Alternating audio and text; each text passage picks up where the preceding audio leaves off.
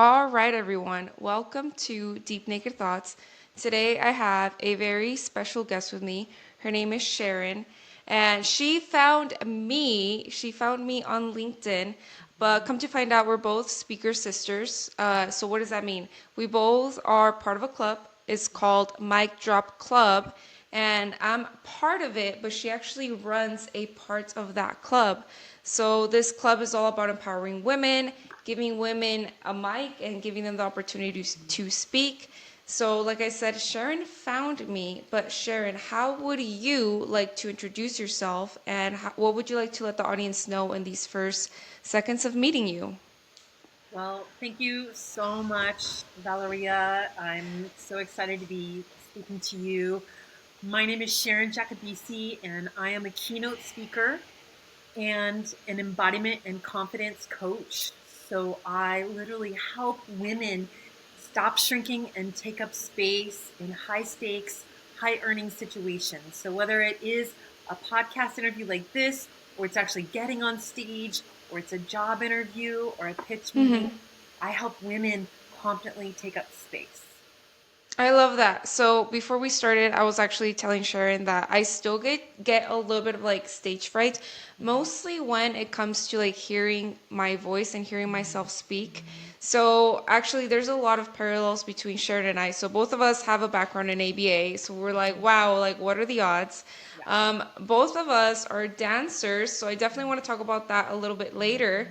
And then I've always been like an athlete. I've always been in front of a stage, even as a dancer. But when it comes to speaking, speaking is actually harder because I actually have to use my voice and say something versus just going through motions and being fluid on stage and just relying on my body. Now I have to rely on my voice.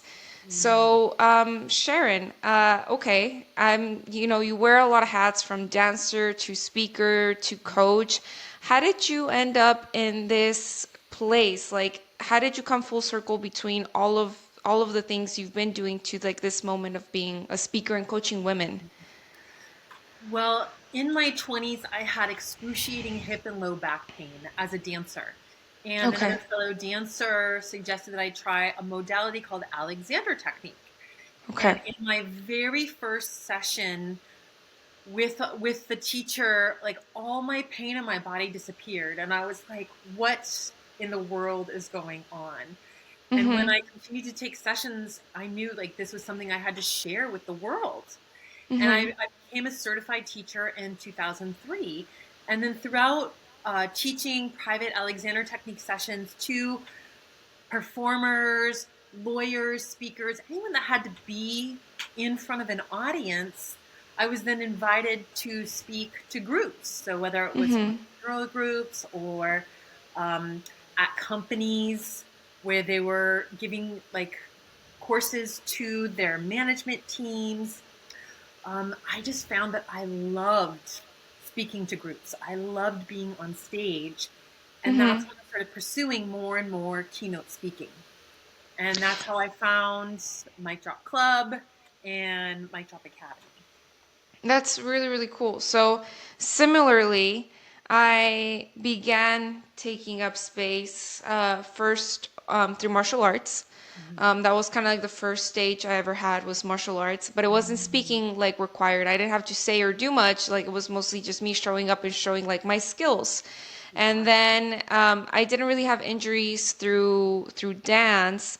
I got injuries through martial arts, but then I used dance to kind of help me recover. Like where martial arts made me like strong, I feel Yeah. like dance helped me be softer but still athletic. It was like a different type of movement that was very healing to me.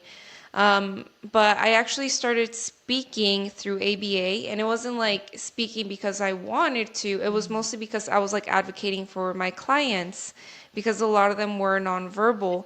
And so when speaking up for them, I felt like it was kind of like martial arts, but I wasn't like defending anyone or like doing any like hard thing on my body. It was like I'm using my voice to speak up for people, and I actually kind of like the way this feels. And so that was kind of the first time I got into speaking. So how did like dance and how did Alexander technique and how did like these things just like where did the desire to speak come from for you? Like how did that happen for you? Well, from a very young age, I have loved being on stage. You know how some people like when a camera comes out, some people are like, no, no, no, no. I was like, Mhm. take my picture, take my Mhm. picture. So I Mhm. have been a ham. I'm aware of it. I know it. I've been a ham since I was a little kid, and I think that's because my aunt took a lot of photos of me, and I just got used to it and never had a problem with it. So I've loved being on stage. I have performed on stage with dance, modern Mhm. dance, and then with salsa dancing. I am an advanced salsa dancer, so I performed salsa dance on stage, and then I've done plays, kids plays on stage, Mhm. performed and directed. And Whoa. all of those skills have given me just the love of the stage Mhm. and sharing my message of confident embodiment, being in our bodies, women being in their bodies Mhm. when they're in front of any audience. So Mhm. those two worlds have really meshed nicely for me. My love of being on stage and then my love of really inspiring women to take up space on stage in front of any audience. I really love that. There's this quote, and you might have heard it, but it's I am the artist and the art. And I feel like martial arts and dance really make me feel that. Like, I am the artist and I am the art, like, all at once in this moment. Like, I am moving my body, and like, I am the art and also the artist because I'm also taking control of the movement. It's harder with speaking, at least for me, and that's part of the reason why I wanted to do this podcast is like exercise my voice and exercise just my voice. But did Alexander technique or did dance like I don't know how to explain this. Do they play a role in your speaking? Like, did they help you transition onto a speaker? Maybe not so much being afraid of the stage, but like how you control your voice or the rhythm of your voice. Or whenever you think about speaking, is there like a rhythm that you have? Or like, what have you taken from dance and Alexander technique to like transfer over to the speaking world? So, to be very clear, Alexander technique and dance are two very different activities. Dance Mm-hmm. is highly physical and performative. And I would Mm-hmm. say from dancing, there is a comfort in my own skin of being on Mm-hmm. stage and a fluidity in how I move Mm-hmm. that comes from dance. And I'm also super comfortable when it's time to like get big. That also Mm-hmm. comes from dance. I'm totally comfortable with that and I enjoy being big. That's why I love children's theater. But from Mm-hmm. Alexander technique, I have coached many performers, so actors in Los Angeles who are going into big auditions, like for True Blood, for Mm-hmm. example, and I bring that into my speaking, the groundedness in my body and the connection to my voice. My voice isn't just something that comes out of my mouth. My voice Mm-hmm. is also embodied. And the Mm-hmm. vibration, our voice is vibration, and the vibration of my voice comes from my body. And Mm-hmm. that vibration with my voice is like exciting for me and calming at the same time. Mm-hmm. So when I have that awareness of my voice in speaking, my Mm-hmm. voice resonates not just in terms of the sound, but it also resonates with my audience. Mm-hmm. So definitely, I bring Alexander technique and dance with me to my keynote speaking. I'm wondering if you are by chance familiar with chakras or like the throat chakra or like any of that.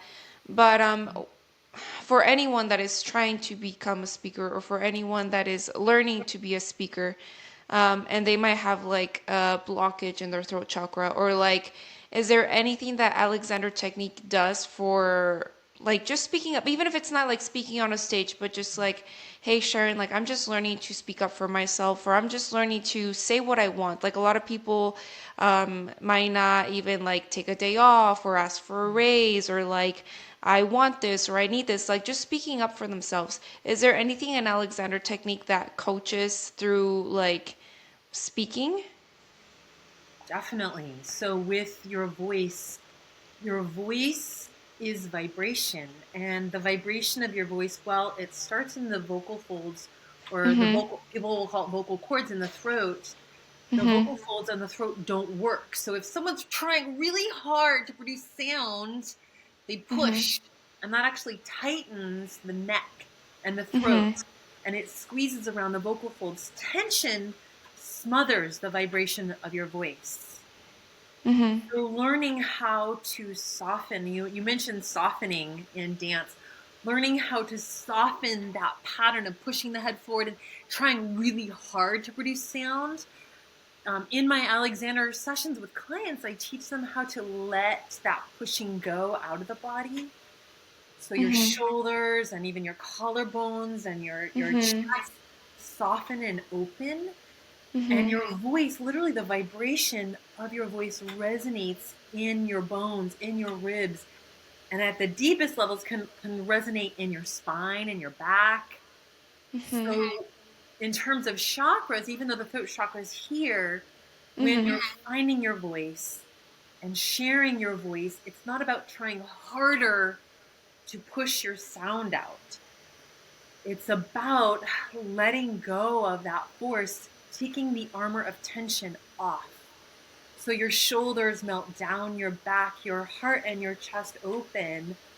So the throat chakra literally opens. Your neck softens, your throat opens, and then the sound of your voice is more vibrational, more resonant. Mm-hmm. So when you're on the journey of sharing your voice, it's not about trying harder and pushing. It's learning how to strip away the armor of tension. We protect ourselves with so much tension. Mm-hmm. And learning to gently, slowly, and kindly let that go literally sets your voice free. Mm-hmm. That kind of reminded me of just, I'm thinking like when you're stressed out, like you're on edge, like you're like, what was that sound? Or like, what was that email? Or like, who's calling me? It's like you're like on edge and literally like you have walls up, but the way that like manifests in the body is like you literally are like tight, like your shoulders are tense, you're like on edge.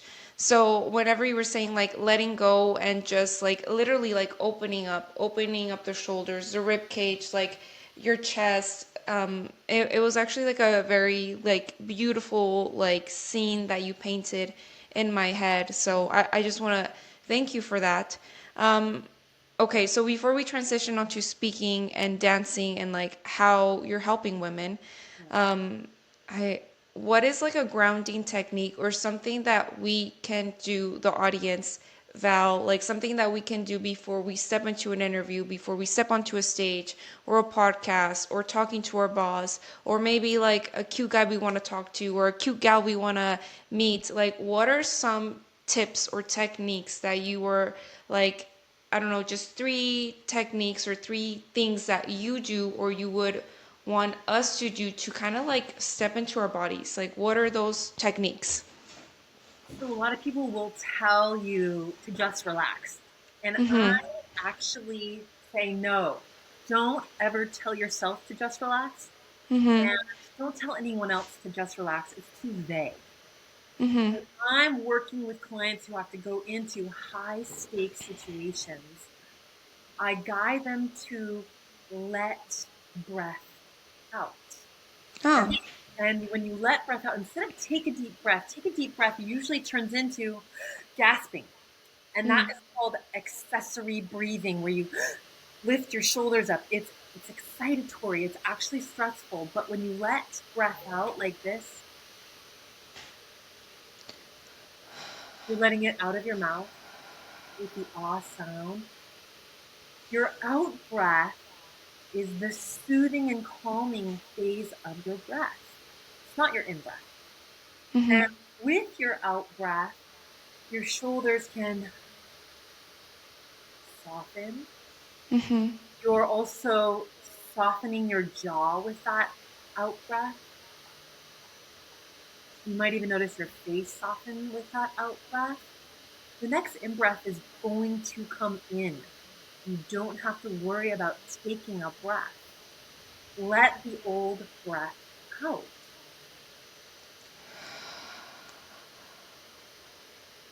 What happens with that out breath, and that's the next guidance that I'll give your listeners and what I give all my clients, is this slow, melty quality of the shoulders. So instead Mhm. of pull your shoulders back, that never works. If you just pull your shoulders back, you make your body, your back tight. Mhm. You have lungs in your back. Your back breathes more than your front because you have more lungs in your back. So when Mhm. you let your shoulder blades slowly and gently and even lovingly melt down your back, Mhm. that opens up this beautiful neck. You're literally Mhm. taking that armor off, that protective guard, as you Mhm. let your shoulders melt down your back. That will shift your emotional state as well. So even though we can say your posture is changing, you're also impacting your emotional state. Mhm. And then the third guidance I would give is that your breathing is movement inside of your Mhm. body. Wow, Let that's beautiful. let your breathing move you. Let your breathing move you from the inside. And in Mhm. fact, even though air comes in and out of our mouth, the primary movement of breathing, I'm going to move my camera for a second, is way down here Mhm. at your low floating ribs. Mhm. Your engine, your engine for your voice is at the ridge of your ribs. Your diaphragm is the engine of your voice. Your Mhm. diaphragm is the primary muscle of respiration. Mhm. The diaphragm isn't up here. Mhm. The diaphragm is at the ridge of your ribs. So Mhm. you're letting your body move you from the inside, and it's that low. Mhm. There's something that really changes in how you can slow your breathing and how you get an internal massage from your primary muscle of emotion, your diaphragm. Mhm. So what do you, I know you've Wow. asked me a lot of questions. What do you notice feels different in your body? Wow. Well, I feel a lot more relaxed. I feel actually a lot more relaxed everywhere. Like I feel relaxed on my face, like my facial muscles.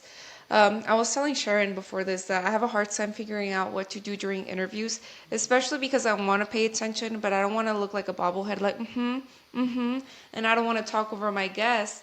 So actually, just letting my facial muscles relax, like just actually relax.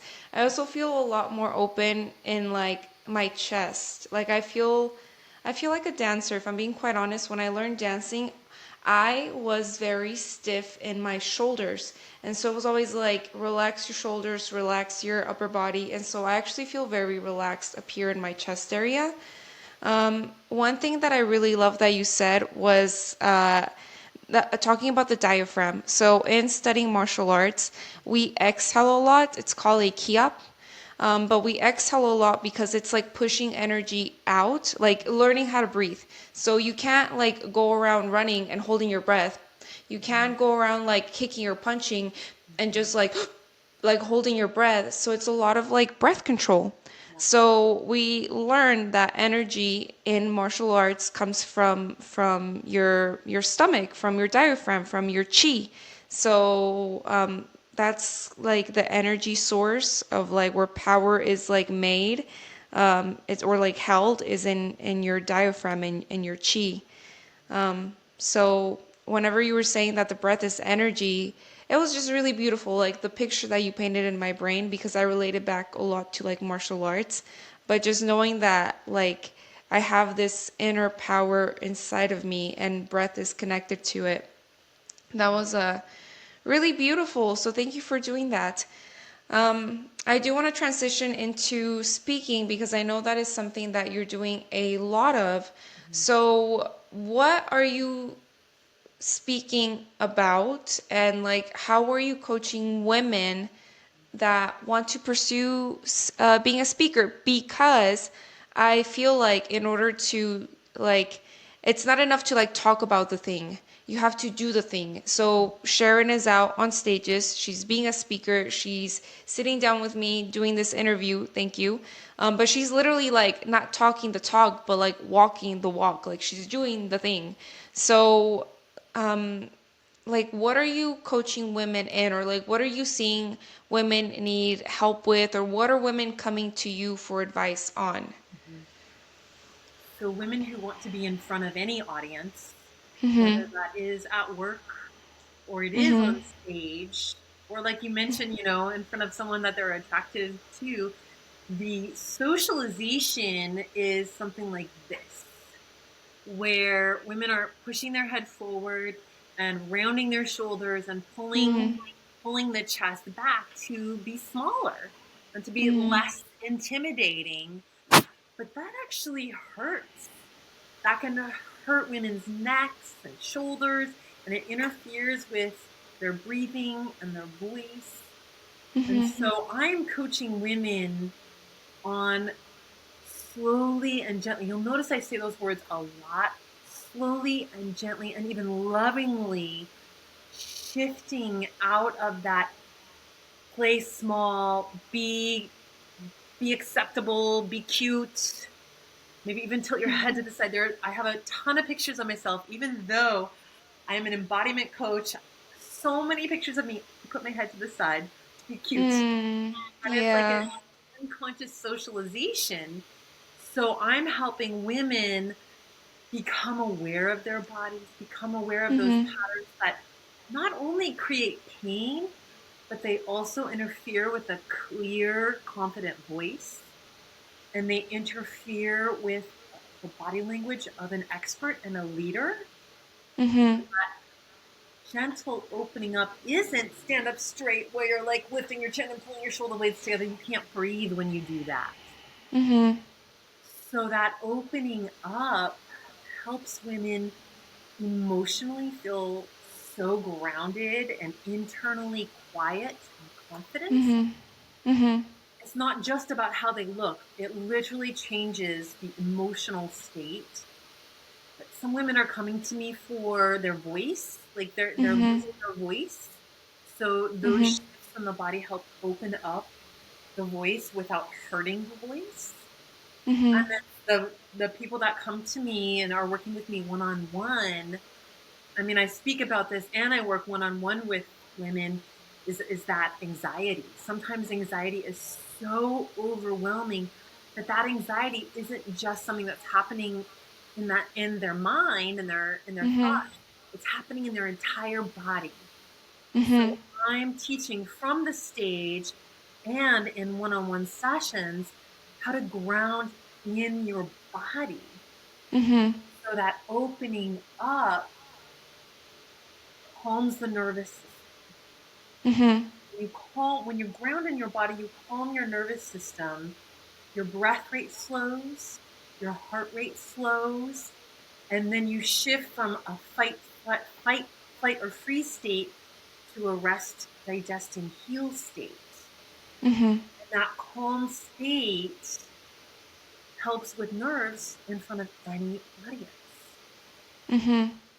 That's really beautiful. I'm actually really glad that that is largely what you're coaching women on and speaking about, because I think a lot of people struggle with anxiety, and just having like a few tools in your toolbox to figure out like, oh, if I feel this way, I should do like this thing. Um, but one thing that you said about shrinking ourselves, and it's funny because I have pictures of this too, where like I'm leaning in and like I'm shrinking myself. And in martial arts, a lot of it, and dance, is about taking up space. Yeah, And so I've never really felt anxious while performing yeah, because I've had really open body language. And I actually love this stage. Similarly to you, I love this stage. Mhm. It's speaking that I'm learning how to like get comfortable in my voice. But I do remember like being two different beings, like like on stage. Vel is like super confident, super comfortable, but then like maybe in like a conversation I will start to do like the, and I'll show it, oh my gosh you guys, I'm embarrassed, but like the shrinking myself or like tilting my head and like a lot of those like postures. Yeah. And when I think about like what I would say to somebody that's dancing or doing martial arts is like this shrinks you and like it pulls your muscles on the back, and so it's like straining. It's like a lot of strain on the muscles. And it So hurts. then it hurts. Yeah. Yeah, so I'm like, why didn't those two click? Like, it's clicking right now that you're talking about it. Like, I'm like, oh, duh, that makes sense. Mhm. But I've not analyzed myself. Like, I haven't seen myself. And so when you said, like, I have pictures, I'm like, oh my gosh, I have pictures too. And then it clicked. I was like, oh no, I've been doing it. But I mean, it's good to, like, have that awareness. Like, I'm glad that you drew awareness because I'm like, I should, have those like be relaxed. We as Um, women, um, sorry to interrupt, we as women Go ahead. have learned to habituate to this shape. So while it's not actually that comfortable, literally, your brain and your body can get used to this. And so your brain just keeps telling you, push your head forward, round your shoulders, pull your shoulders up, pull back. And it's something maybe we even learned as little girls so that we're safe and we're acceptable in our society. And sometimes to let that go, which is it's slow and loving and kind to let that go. You don't want to like tear yourself out of that shape or even create have any shame about this shape. We've all been taught to make ourselves to shrink ourselves and play small. So that slow, gentle release out of it can be actually pretty provocative. And some women will share with me that they feel exposed or overly vulnerable in this open shape. And what I share with them is that it takes practice for our nervous system and our body and our brain to get familiar with this more open state that is grounded, easier to breathe, more resonant for your voice, but it takes a little practice become habituated to this more open state in the body that is not the same as standard strength. Yeah, that's really beautiful. I really love not just like the way you're speaking, but how you're speaking. Like I love the tone, and I love the voice is very soothing, but it's like having that control of the voice. And that's something that I'm learning to do, and I'm actually really happy to have you on because it's harder for me to say like this is what I'm working on, but it's easier to say like this is actually what it looks like it sounds like it looks like the frequency, just the way you speak, like learning how to speak in that way, like how to control my voice. The other thing that I was going to say, and this was like the parallels that I saw in martial arts and dance, but in martial arts we say like keep those hands up, like you're guarding your face, you're guarding your chin, you're guarding like like vital areas, so you're guarded, like the hands are literally physically like up. And I think about that whenever somebody is stressed, or when I'm stressed, I'm like shrugging, or shoulders are up, or like literally like you can actually visually see it, like you have like a defense mechanism of like crossing your shoulders, like like chin is up, like you're shrugging. And then in dance it's like you said, it's taking off the armor and being a lot more exposed. And I love the two because I've been in the two. And when I started doing dance, I feel like kind of how you're saying, like a lot of women feel exposed.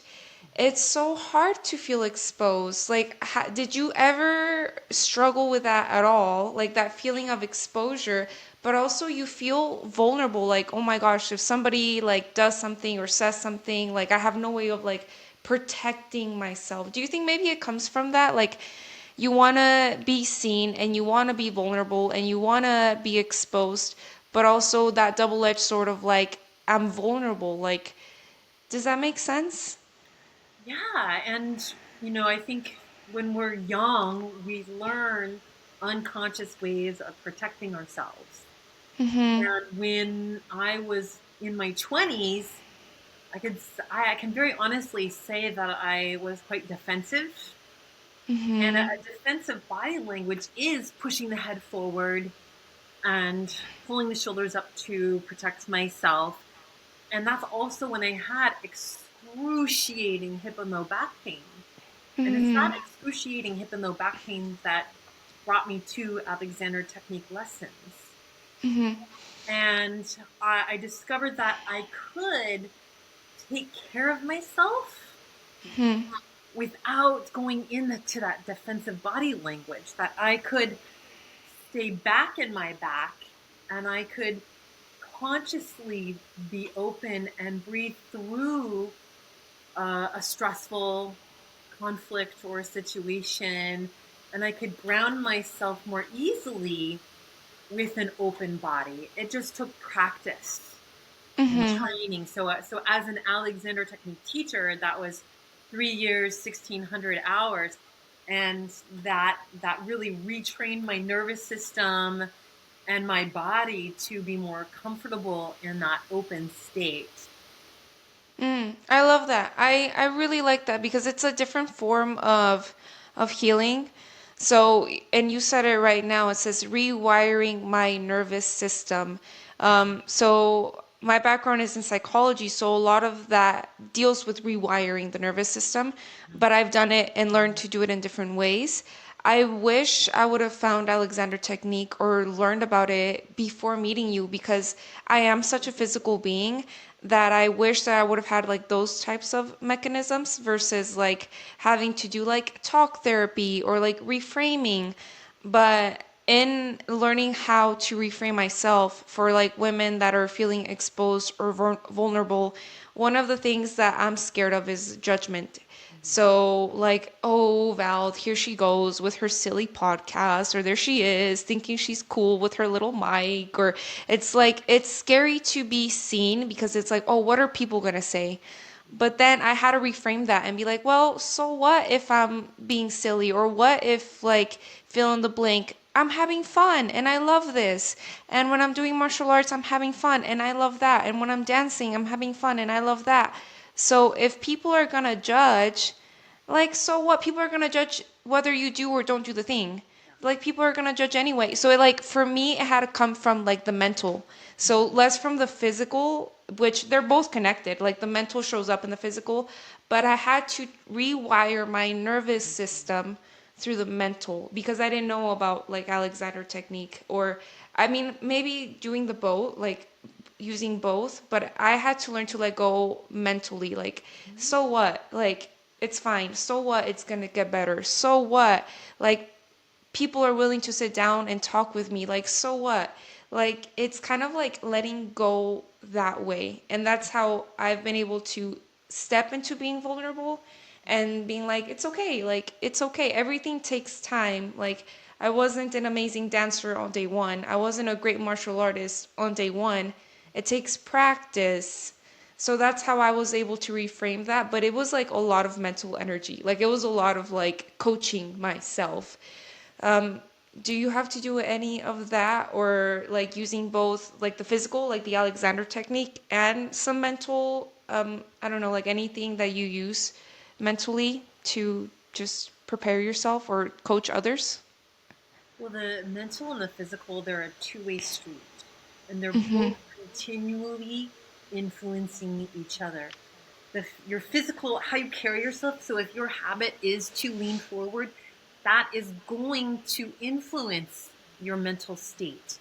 So the Mm-hmm. head forward, shoulders up, because it's harder to breathe, it influences Mm-hmm. the mental state, and you go into more thoughts that are more fear-based and defensive. Mm-hmm.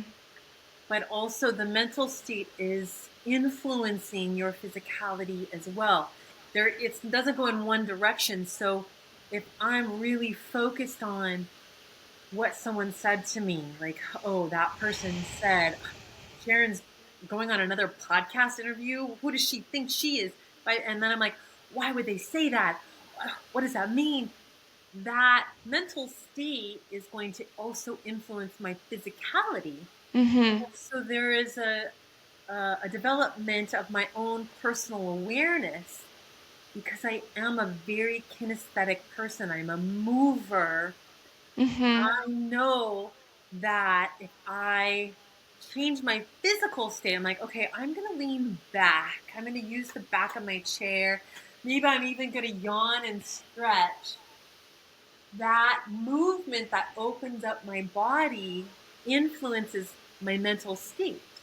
And Mm-hmm. I can also become aware of my mental state. Like, oh, I'm really focusing on what one person said to me. I'm going to bring my thoughts and my awareness like into me. Mm-hmm. And I can tell myself something different, like, Sharon, you have so much fun doing podcasts. Mm-hmm. Yeah. And then that mental shift changes. I'm focusing on what I enjoy now with my mental Mm-hmm. awareness, and that also changes my physicality. Mm-hmm. So I can really focus on both, like whatever's like really influencing me. Like if my Mm-hmm. thoughts are really like, grrr, I can choose a different thought, but I can also choose a different physicality. Oh, that was so beautiful, Sharon. I love that you said that. So I can choose a different thought because I absolutely believe that. So I say, like, you are not your thoughts. Like, you have thoughts. Like, you are a person and you have a brain and you can use that brain to answer, like, think, like, answer 2 plus 2 or what am I going to wear today or what should I cook? Like, you can have thoughts. Like, you can use your brain but you are not your thoughts, like you are in control. So when you said like I can choose to think a different thought, I'm like yes, like you can change the channel.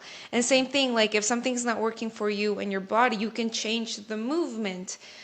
So I love how you said that everything is connected, because even if you don't think you're having like anxious thoughts, and some people aren't aware of their thoughts, like they're just having them, but they can choose to change the channel. I always say like people that like maybe are like chewing their nails or like biting a pencil or like, whatever, fill in the blank, like there's behaviors that mirror what they're thinking. So I see how both are connected, and I'm really glad that you like drew attention to that. It's like you can change the channel in your brain, you can think something differently, and also like you can change the channel in your body. Like you're like, why am I chewing my nails, or like why am I chewing my hair, and think like I can like I love the other thing is that you do it, like you do it for the audience. Like I can sit back and stretch and like take up space, or like I can start stretching, like fill in the blank, and it looks silly. Yawning, That's the yawning yeah. is very impactful. Yeah, and I think for the people that aren't educated, like it looks silly. Like, what is this crazy woman doing? Like, what are you doing, Val? And it's like, oh, I'm stretching. Or like, oh, like, like I'm feeling tight. Like I'm literally like stretching like my muscles. I'm relaxing, or like I'm doing this. But I guess it's like educating the public and saying like what you're doing is actually not normal, or I can tell that you're stressed because you're doing this, but they just don't know. They just don't know. So I'm actually really glad that that is one of the things that you learned, and that unfortunately you had to go through it in your 20s to find Alexander technique, to learn Alexander technique, to have these skills, but now also like you're able to help me and so many other people because of what you went through. Do you ever think about that? Like, darn, like I had to struggle and go through that, but because of that, I was able to get these tools, and now that I have these tools, I can help other people. Do you ever like go full circle and like realize like, dang, in the moment when you're going through it, you're like, dang, this sucks.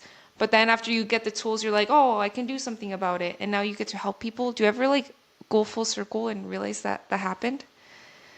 Well, I mean, there's been more struggles than just when I was in pain in my 20s. Mm-hmm. Um, it's really kind of funny when I speak to a group of women and I have them uncross their legs and uncross their arms and lean back instead of crossing their legs and crossing their arms. That full circle moment of like, look at all of these women who are no longer shrinking themselves is so thrilling to me. And some of those women will be appalled just by uncrossing their legs. Like they feel like they're not ladylike if they're not crossing their legs. But then they'll also notice it's so much easier to breathe and wow, Uh-huh. I have less tension in and pain in my neck and shoulders. And wow, my voice is so much easier. So those full circle moments happen all the time. And actually in 2020, we had the big shutdown. My Mm-hmm. life completely combusted. My marriage ended. My work, which was in person, all went away. And I had to go to my mom's, and I was in her office on a spare futon, all curled up, and makeup running down my face because I was so distraught about like what was going to happen next, and how was I going to repair my life from not just one thing ending, but everything ending all in 2020. But there was this little voice inside of me that was saying, or whispering, I should say, Mm-hmm. get up. Mm-hmm. You're not done. Mm-hmm. And I knew I had to use every tool from Alexander Technique, from all the embodiment work, from the meditation work, from and I had to really get myself out of this traumatic experience and share with other women how they can recover from any sort of difficulty and devastation in their life. So full circle moments are often happening for me, especially when I'm sharing like this with you and your audience, Mm-hmm. and Mm-hmm. letting women know that they can recover from any devastation. They can take up space, they can use their voice after anything that is has broken their heart or like has really challenged them, so that they can then share their message with other women as well. That's what I'm doing here now. That's what I want to Mm-hmm. help other women do. So full circle moments are a daily occurrence for me, I feel like. Oh, I love that, Sharon. Um, I think one thing that I really liked, and um, I've also had like my own shortcomings or like my rock bottoms. And similarly to you, one thing that you said that I loved was get up, like an internal voice saying like get up.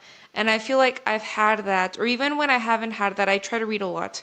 And I try to be aware of the words, like actually looking at the words.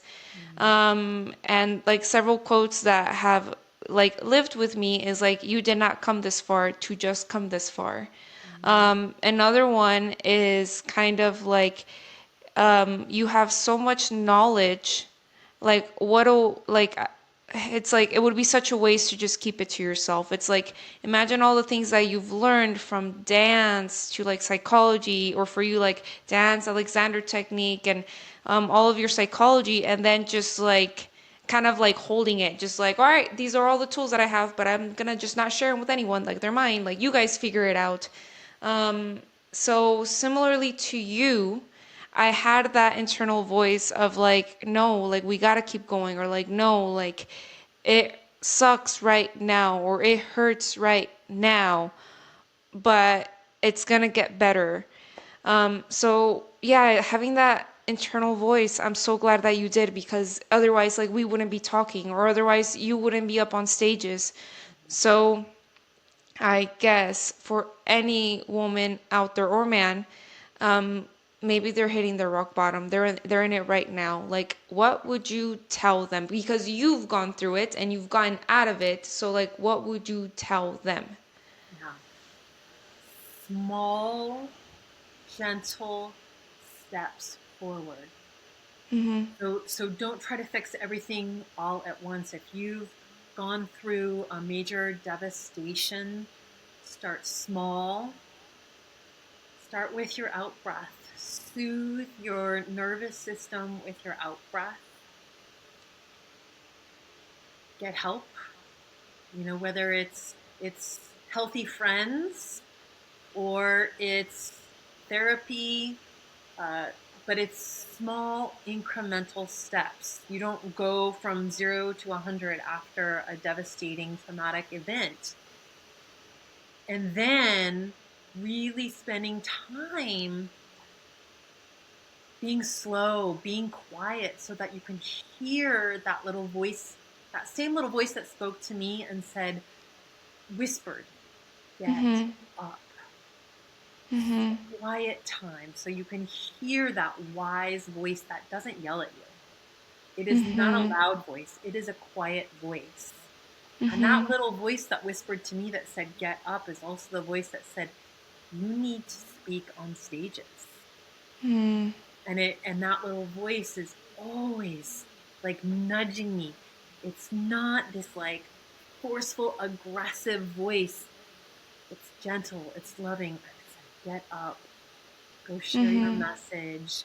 That Mhm. that voice also told me to travel. Like there was one Mhm. point where I was also like crying, like, no more marriage, no more house, no more dog. I was like so devastated. And then I had this moment of like, wait a minute, no more marriage, no more house, no more dog. I have freedom. And then Mhm. I proceeded to go to Costa Rica and learn how to surf, which Oh was my like a gosh. huge, huge success for me. Like it was the hardest thing I ever did. Like one of the hardest physical things I've ever done. I was 49 and I've gone 3 years in a row, like 49, 50, 51, where I finally got up and caught a wave by myself doing something really physically challenging that is so hard. Mhm. But you have the right teachers, you have the right coaches. That also will help you recover from devastation. Yeah. Yeah, I think a theme that I've at least learned in my life is just regardless of whatever happens, we just gotta keep learning. So you said like I went to Costa Rica and I learned how to surf. I tried surfing once and I have not mastered it yet, Sharon, but I'll get there. Hard. But It's very hard. yeah, it is really hard. But yeah, similarly to you, a few years ago I ended a relationship just because I was not in the right state of mind. Like I was not in a place where I was aligned. I was like, I can't, if I can't even be honest with myself, like I can't be honest with this person, and I'm not even living authentically the life that I want to. So I'm like, I don't think I should be in a relationship. Like I was the one that ended it that time. And I was like, I don't think this is self-serving for either of us. Like this isn't good for you or good for me. And so I had to like find myself all over again just because I was really in a place of like, who am I? What am I doing? What is my purpose? Like why am I getting this degree? Like kind of like why am I doing any of this kind of thing? And so it was in starting over, like in hitting rock bottom, that I feel like was one of the biggest blessings because I, like you said, I had room to like be free. It's like, well, I don't have anything, so I can have anything, if that Mhm. makes sense. It was kind of like I'm not bound to any one thing or person or place. So I'm actually free to go anywhere or learn anything. So it was actually like a really freeing experience of like starting over. But that kind of goes into psychology, like life is what you make it. So it's kind of like I lost everything or like I can get anything or like it's kind of that mindset of like everything's gone or like everything's I can reach for anything, if that makes sense. I really used that opportunity, and I will not say it was easy. Mhm. I did go to talk therapy, and I also took more Alexander technique, and I also danced, and I Mhm. also did a lot of meditation, and I traveled, and I took surf lessons. But I was for me as a kinesthetic person, I have to be very physically active. Mhm. And my drive, I think when I let myself be quiet and I listened, I realized I had a drive to heal, to learn, to be the fullest human expression I could possibly be. And I also did something called pleasure coaching, where it was Mm. all women, and we were working on women's embodiment and like in our own pleasure of our bodies. And Mm-hmm. so a part of my recovery was also really dropping deeply into my own womanness,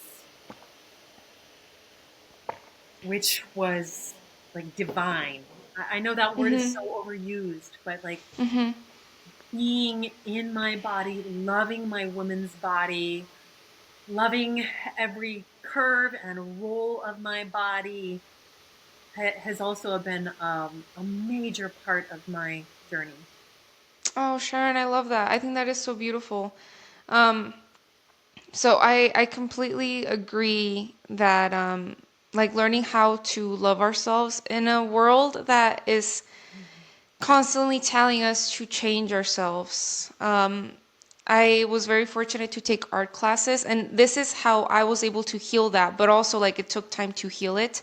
But I had an art teacher, and she said like don't, like she had a really big nose, and she's like, but I love it because it was like my grandmother's nose.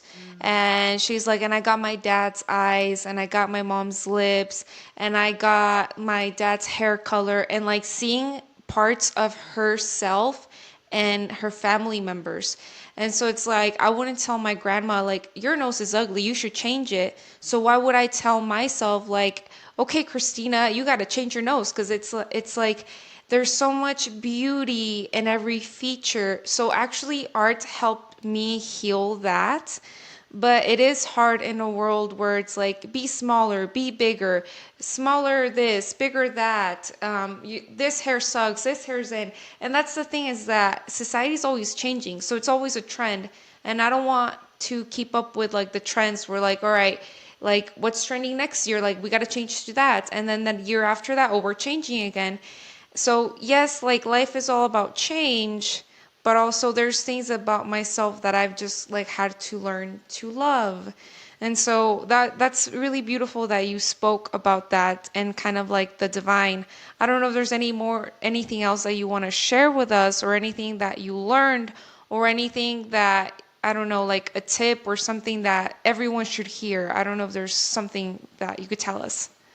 What I want to share with your audience is to come back to your own body. There's a lot of talking heads, there's a lot of opinions out there. Mhm. And that when you give yourself the space and the time to come back, to literally come back, so that you're not like leaning forward and trying to get the next thing from the next expert, literally come back, come into your body, notice your body breathing. That's where your deepest wisdom is. Mhm. That's where, when you come back into your back, that's where you calm and soothe your nervous system, and where you can hear your little whisper that's going to guide you where your highest purpose is. Mhm. Um, Sharon, I'm really loving this conversation. And again, throughout the podcast, I just want to tell you like how thankful I am that you are here. So I'm glad that you're leading women in this space, because I think you're doing a wonderful and beautiful job. I'm currently working on my speaking, like my talk. I'm working on my talk, but I try to focus on authenticity. And so it's not really saying like, I don't know that everybody wants to speak. I don't know that everybody was born to speak, but I see that desire in you, and I see that desire in me. And I always say, like, all of us were born to do something, whether it's to dance or cook or be a doctor or be a baker or be a actor or be a writer. Like, I cannot write. Like, I have so many grammatical, like, errors. I should not be a writer, but like somebody else should. but I really think that all of us were called here for a reason. And so I try to focus on like the power of authenticity and figuring out like what your thing is or your thing is, and like doing that versus doing what the exterior world wants you to do. So for me, there was like a lot of pressure to pursue ABA and get my master's in ABA and become like a clinician. And it was like in doing it that I was like, it was that internal voice. And it's kind of like follow your gut. It was that voice of like, no, like this is not your thing. Like, no, you're going to get burned out. Like, no, you can, but you shouldn't. Or like, no, like, why are you spending this money on this? Like, why are you doing this? Do you have anything else kind of in line with that, or like telling women like whatever it is that you're trying to do, like do it, but be authentically you? Yeah, my guidance is to slow down. We're in a world that is demanding like intensity Mm-hmm. and fastness and power, and that isn't necessarily what is going to get you the best results. Mm-hmm. So my guidance is slow down, come back into your back, Mm-hmm. spend some time with yourself so that you can hear that internal voice, that authentic voice that's inside of you. Because if you're on the hamster wheel, rushing, rushing, rushing, rushing, you don't hear that little voice that says, this actually isn't for me. Mm-hmm. And so in Mm-hmm. slowing down and coming back into your body, I'm sort of layering my guidance to your audience, that slowing down and coming back, you can actually hear. You know, if your body is saying something different than your words, your audience is going to listen to your body. Mm-hmm. So you might as well listen to your body as well. Mm-hmm. Yeah, yeah, that's beautiful. I really like that. When you were talking about the body, so I'm glad we came back to this because I try to also like show. There's a beautiful picture of Audrey Hepburn. Am I saying it right? Hepburn? Yeah. Uh-huh. But she actually has a lot of beautiful pictures where she's posing and her legs are like close together, but they're not crossed. Like she has really beautiful and elegant open body language. And I guess also for me, it's about seeing what it looks like because it's like, well, what am I gonna do if like my legs aren't crossed? And so I saw this picture and like it clicked in my head. I'm like, oh wow, like she's not doing any sort of like crazy looking poses or any crazy looking things, but she is so gorgeous and beautiful, and like she's not shrinking herself. And she's not shrinking herself. So let me see if I can find and pull that up.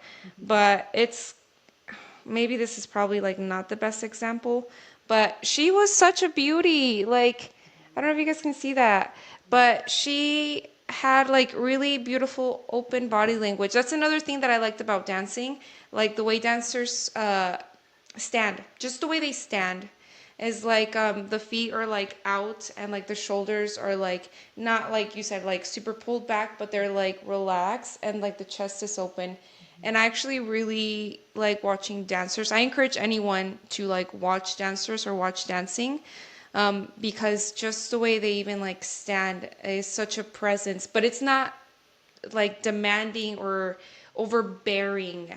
It's like such a beautiful, just relax, like I am here. And that's so beautiful. Mm-hmm. Yeah. Yeah. There's a picture that I shared with you, Val. Well, I'm actually leaping through the air, and my arms are open. I'm literally like in the most open shape. Mm-hmm. And that picture, I love that picture because I feel like it's like my essence. There's this Hmm. relaxed, but also sort of like flying nature that I Mm-hmm. love to share with the world. It's buoyant, it's energized, but it's also relaxed. And That's you can't leap through the air if you're tense.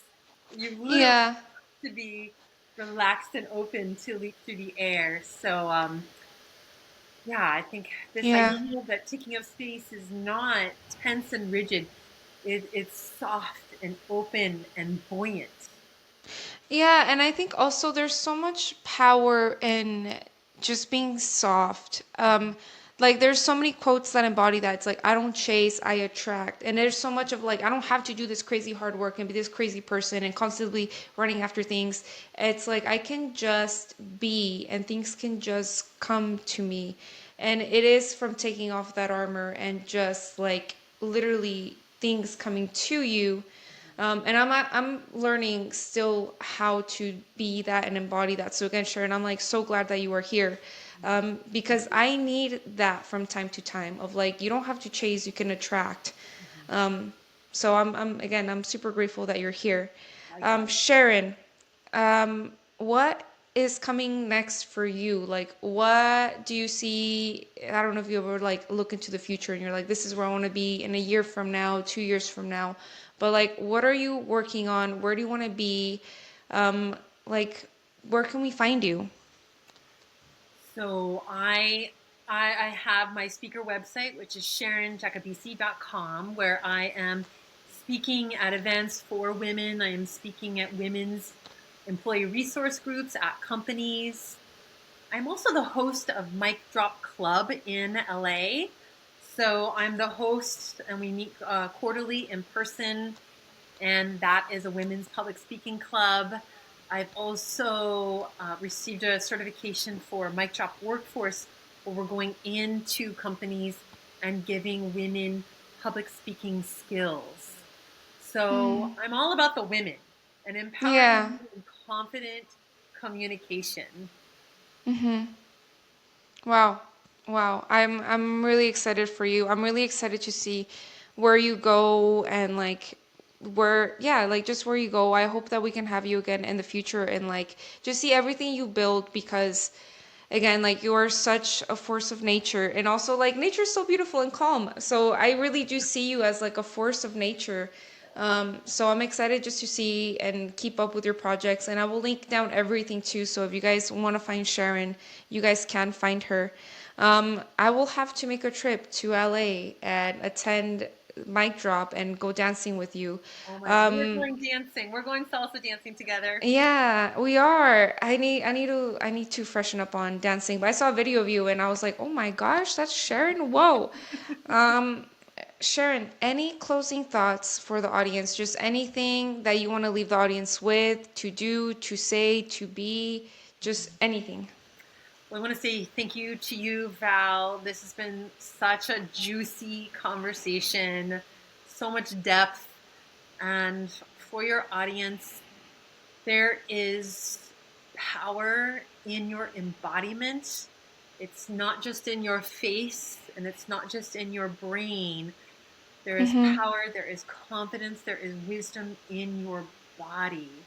And when you let Mm-hmm. go of that protective armor of tension, you have access to a wellspring Mm-hmm. of wisdom and confidence so you can share your message. Beautiful. That's perfect. All right, you guys, I'm going to link down everything that I can. Sharon's socials, her LinkedIn, her website. Go find her. She has so much more knowledge. I wish I had all the time in the world and we could just tap into it. But hopefully, we get you back some point. And that is it. Thank you guys from Deep Naked Thoughts. We will see you later. Thank you.